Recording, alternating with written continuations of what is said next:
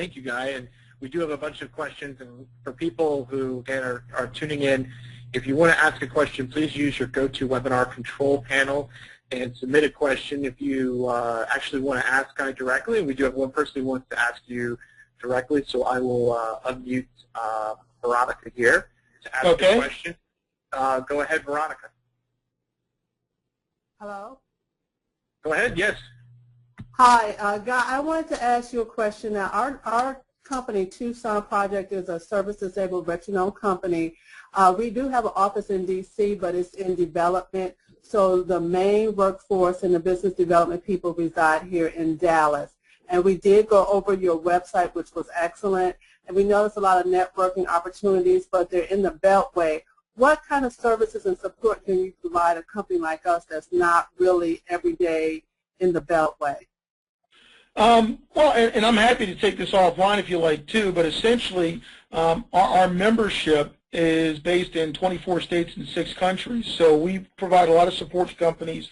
That is not necessarily the direct networking, but it may be the advisory aspect, some of that directional assistance, if you will, connecting you with companies that are potential partners for you, helping you understand which agencies you may want to look at based on what your company's bona fides are, what your core competencies are, that type of thing. So there's a lot of support. We have we have members in Texas. We have folks in Hawaii, Alaska, Illinois, you name it. Great. I would like to definitely connect with you offline. Yeah, and feel free. Michael can give you my contact information. I'm happy to have a discussion with you about that. Thank you. Absolutely. Great. Welcome. Thank you, Mark. I appreciate that. Thank you, Guy. And I think that actually touches on another issue too, Guy. I think I get this question all the time, and I think it's one of those things that there are companies that are just not in the Washington, D.C. area. They're either in New York, Illinois, California, Alabama, Texas. I mean, they're all over the place. And they want to know, well, does it really hurt me if I don't have somebody in Washington, D.C.? My feeling is that you do need to have some kind of a presence in this area, or at least some kind of a presence where the particular contracts that you're looking to bid on are being performed. But you correct me if I'm wrong, or you provide some insight on that because you're the expert. Well, and I mean, I kind of tend to lean towards it really is not imperative to have a presence in D.C. There's a lot of business, obviously, that happens here just because of who we are as the nation's capital and all that. Most of the headquarters are based here. But, and I'll tell everyone this, when I was working for Pulsar Data Systems years ago out of Landover, Maryland, all of my customers were West Coast. And so I ended up traveling out there quite a bit and staying out there and working with Beale Air Force Base and Luke Air Force Base and Naval Air Station Fallon and places like that.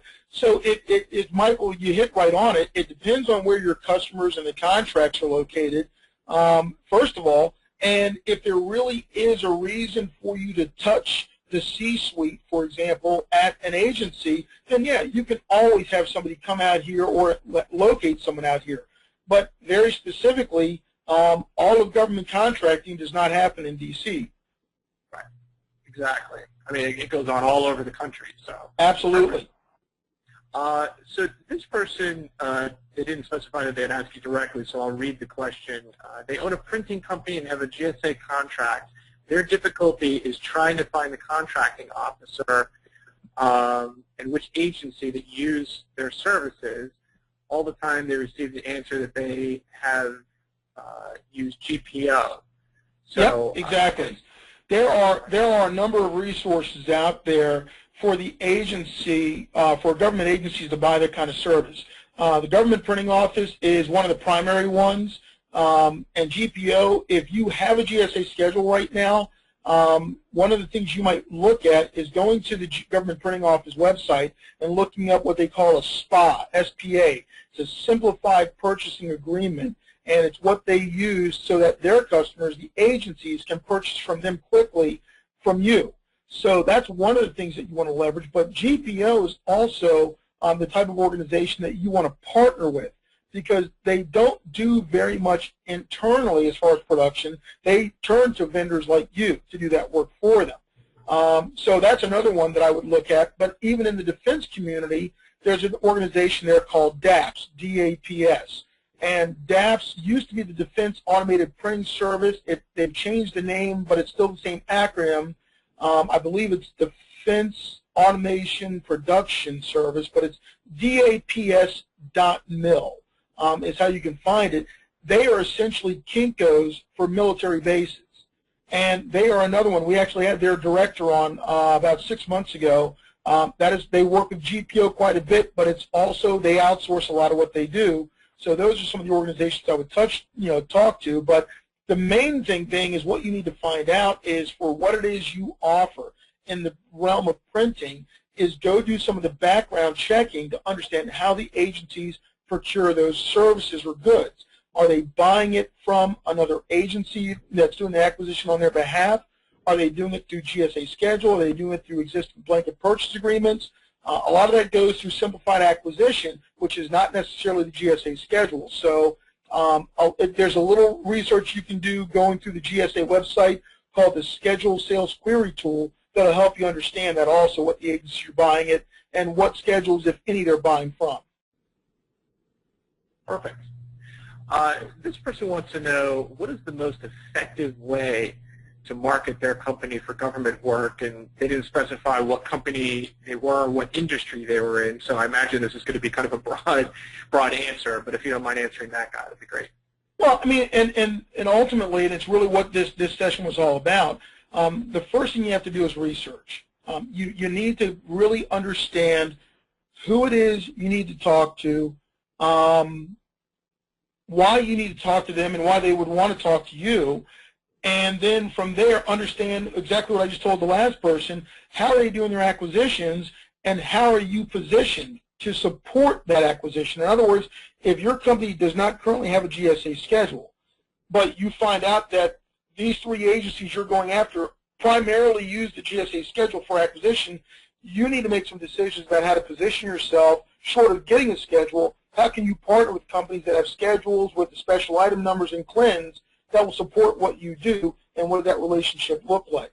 So before you can go market what you do, you need to make sure you understand who you're talking to and why you're talking to them. And what I mean by that, again, is how are they currently buying it? Is it on, what type of contract vehicle? What is the duration of the contracts that are in place? How is the work currently being done? So that you've got a position of knowing when you go in and have these conversations. That's a great answer. One of the things, too, that you brought up, which I thought was really helpful, and I think something that I don't know a lot of government contractors or a lot of businesses do, you brought up using Google Alerts. You brought up sort of the whole idea of identifying things through keywords, whether it's business opportunities or things like that. One of the things that I found is that people sometimes don't know how to define what their business is. Right. And I think in some ways, defining who you are, what it is you deliver, and the kinds of, your specific offerings as opposed to sort of, I'm in computers or I'm in IT, kind of narrowing that focus a little bit. Talk a little bit about how important that could be in terms of not only helping to identify opportunities, but also identifying potential partners and other things like that. Well, absolutely. I mean, one of the things that I've had the privilege of doing for the last 7 years as one of the co-leaders of the ASBC is talking to a lot of really, really, really intelligent people. And what I mean by that is owners and executives of small, medium, and large companies who are experts in their own right in the areas they come from, whether it's in the intel sector, the information technology sector, professional services. I mean, the average person in a company today, especially in a small business, is a practitioner. It's not just someone that decided to start a business because it sounded good. They had a reason for doing it and usually brought that expertise. So they already have a level of understanding, and if they get in front of the right customer or influencer for a customer, they can have really good conversations. Unfortunately, that doesn't always convey to talking to contracting. So from the standpoint of, again, kind of researching, if you understand what it is you do and you understand the impact of what it is you do, typically you can convert maybe how you talk about it into gov speak, as it were, and that is identifying, if typically, if I'm in IT and do help desk, or if I do, firewall, gadgets, and appliances, I typically know by function what part of the organization has ownership of that activity or that product.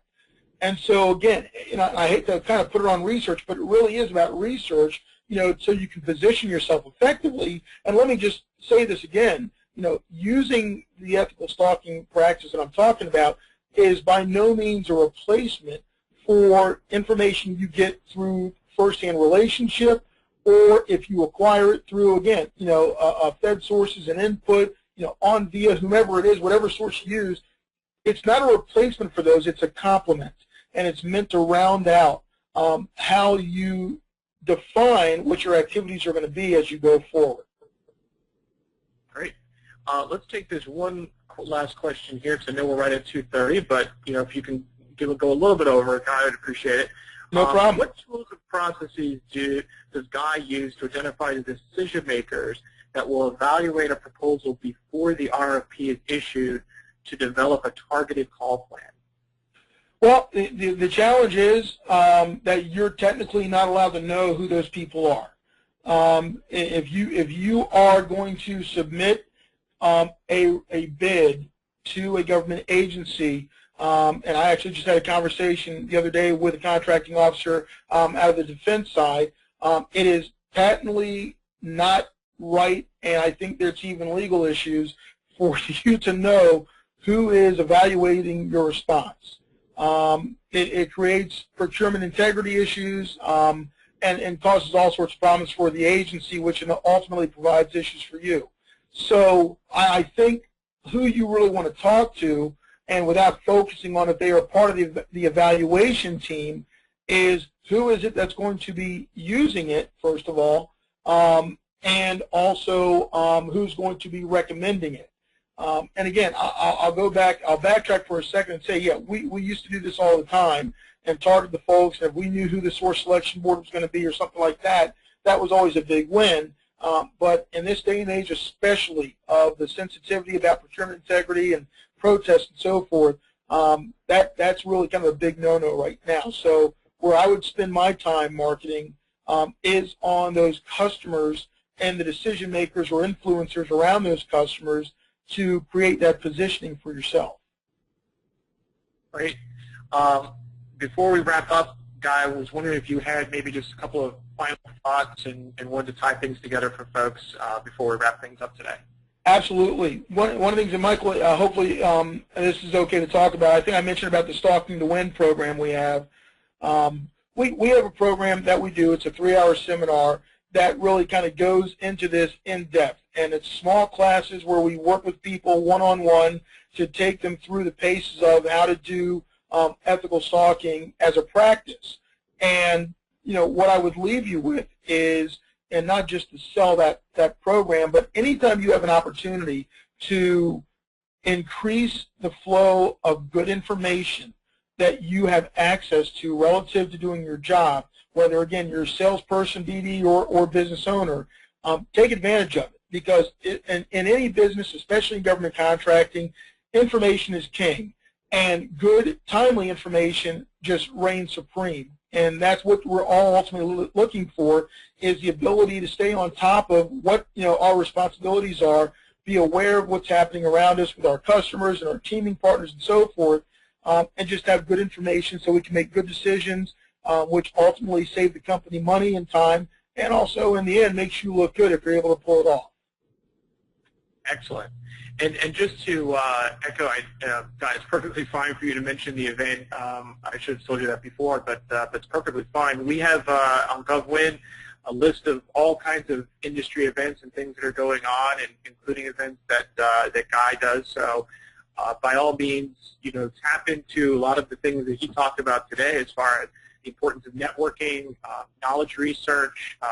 You can search on things through Google on 8A programs and Yep. actually get GovWin results ahead of government results. So, but definitely use GovWin as a resource for information and for events. And if you follow his steps and the things that he's outlined today, and attend his events as well, it's all about, at the end of the day, I think. And Guy, you correct me if I'm wrong, but I think It's really all about gathering the information and sort of organizing it and organizing yourself in such a way that you're better positioned for success.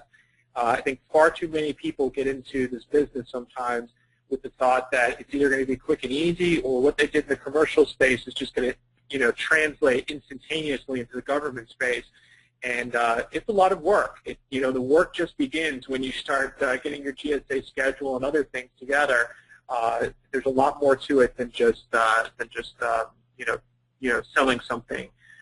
Anyhow, but that's my 2 cents. Yeah, and Michael, if I can throw in just real quick, and you again hit on a perfect point, but one of the things I'll mention is if everyone is in tune with the recent award of the STARS contract by GSA, you've got 599 companies out here who just got this award, and let me tell you, the 80-20 rule of old is really now the 95-5 rule if you talk to a lot of the experts around the industry. So if you look at 5% of those 600 companies, roughly 30 companies, are going to get the prevalence of the business from that contract.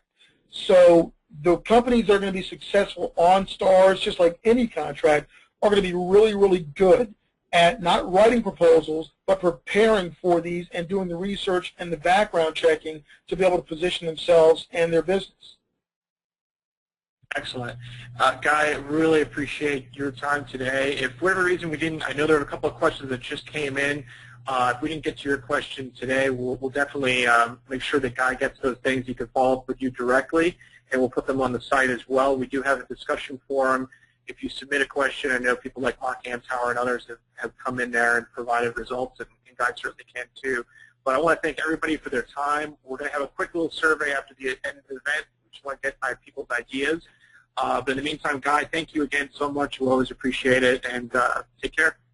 Absolutely. Michael, thank you. Everybody have a fantastic day.